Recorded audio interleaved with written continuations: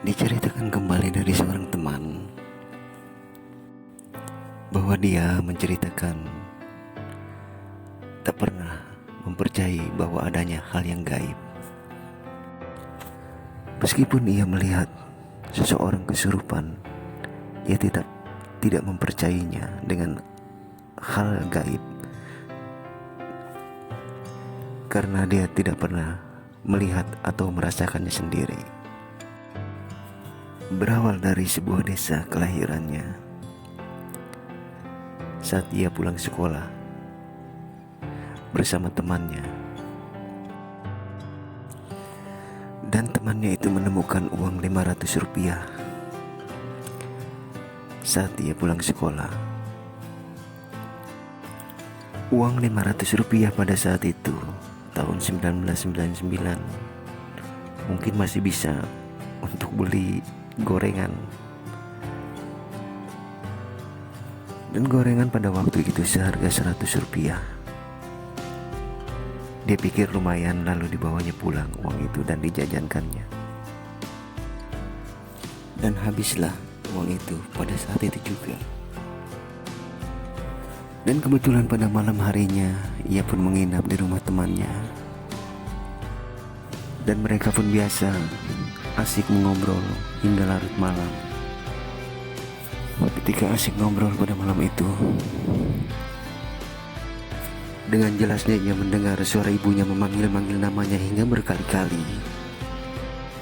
Dan mereka pun berdua begitu kagetnya, dan seakan ia tak percaya bahwa malam itu ibunya memanggil-manggilnya karena ia sedang berada di temannya. Lalu mereka pun memutuskan untuk mengintip dari mana asal suara itu, hingga ia pun begitu kagetnya dengan apa yang ia lihat pada malam itu, karena ia begitu jelasnya tepat di depan matanya ia melihat seekor kuda. Dan ia pun lari masuk ke dalam kamar dengan begitu ketakutan. Dan kuda itu pun terus meringkik mengitari halaman rumahnya. Mereka berdua pun tak bisa tidur semalaman, hingga akhirnya ia memutuskan untuk sholat malam. Keesokan harinya ia pun bertanya kepada seorang kiai tentang kejadian tadi malam. Ia pun menceritakan semuanya tentang apa yang ia alami, hingga sampai yang sekecil-kecilnya ketika ia menemukan uang 500 rupiah. Kiai itu pun menjelaskan bahwa kuda itu adalah kuda gulang-gulang, si kuda penjemput korban pesugihan. Lalu disarankannya ia untuk tidak tidur selama 3 hari atau selama 3 malam, karena bila ia tidur atau lengah, maka ia akan terbawa oleh si gulang-gulang. Akhirnya mereka pun percaya bahwa yang gaib itu ada, bahkan hampir menjemput nyawa mereka. Oke sahabat, dari itu berhati-hatilah dengan apa yang kita lihat, hingga jangan sampai kita tergoda.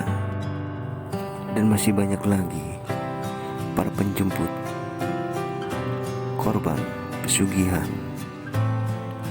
dari selain gulang-gulang. Perbanyaklah ibadah agar senantiasa engkau tidak tergoda dengan milik orang lain. Oke sahabat, itulah sekelumit kisah kuda penjemput korban pesugihan si gulang-gulang. Keindahan desanya tidak selalu menggambarkan keindahan dari manusia itu sendiri. Assalamualaikum warahmatullahi wabarakatuh.